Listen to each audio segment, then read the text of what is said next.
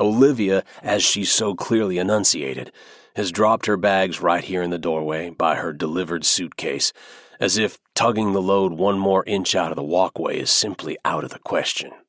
She veers left, then right, then trips right over the end of the bed to land face first on the mattress without even a squeak. I consider my options, but Hannah's texts while I flew over here were pretty clear. I'd be sharing a bungalow with my date, and I was to make sure she looked good at all times. I creep forward, unsure if Olivia's dead or simply so dehydrated she's a husk of a woman lying down before she gathers herself once again like a phoenix rising. A sandal falls off her foot and hits the plexiglass floor below. Tropical fish scatter underwater at the disruption. I gaze down at her, taking in the shapely legs, the delicate ankles, and the heaving back. Ah, so she is alive. You okay, honey? I tap the side of her foot with my hand. She grunts, but otherwise ignores me. I rip the sunglasses off my face and pace the tiny bungalow.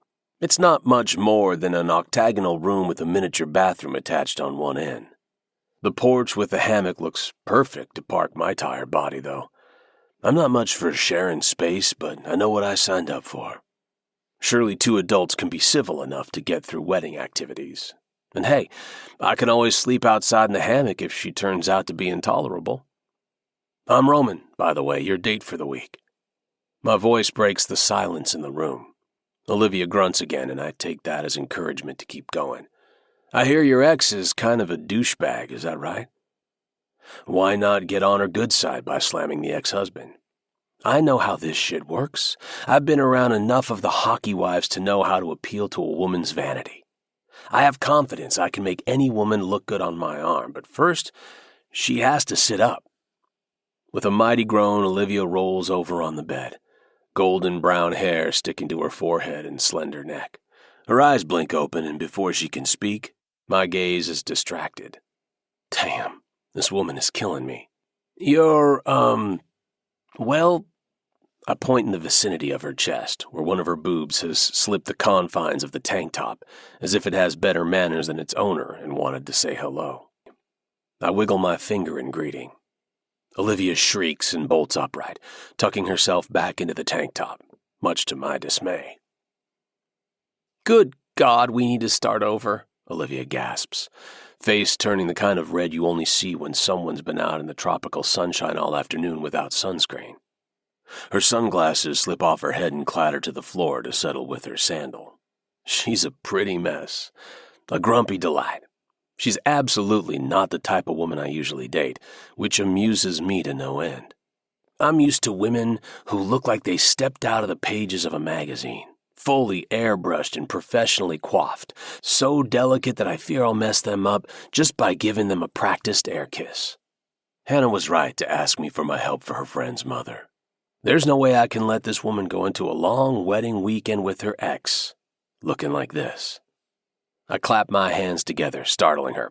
Okay, here's what we're going to do, honey. You're going to take a shower and change while I call the spa. I'll get a bevy of stylists in here to work their magic. The full package of hair, makeup, nails, and waxing, and whatever else women do that turns them into show ponies. Olivia vaults off the bed and stands with her hands on her hips, which thrusts her breasts against that thin tank top I'm beginning to love. She catches me staring and folds her arms across her chest. The glare on her face, harsh enough to take off the top layer of my skin better than a dermaplaning session. I don't know what you were told about this week, but I turned down a date for the wedding. I certainly don't need to share a bungalow with a stranger, and I definitely don't need you telling me what to do. I've got this. I lift an eyebrow. Women. Of course, Holly's mom is one of the stubborn ones. I take a step closer to her, fascinated with the little freckle on the side of her mouth, just like Marilyn Monroe's. On anyone else, I'd bet money on it being fake, but I had a feeling Olivia wouldn't even think to fake a beauty mark. Plus, all that sweating would surely have smeared it. Taylor, is it? I ask, referring of course to the bride-to-be we're all here for. The fire in Olivia's sky-blue eyes turns cold, and I hate it. I much prefer the flash of fire that shows up every time I call her honey.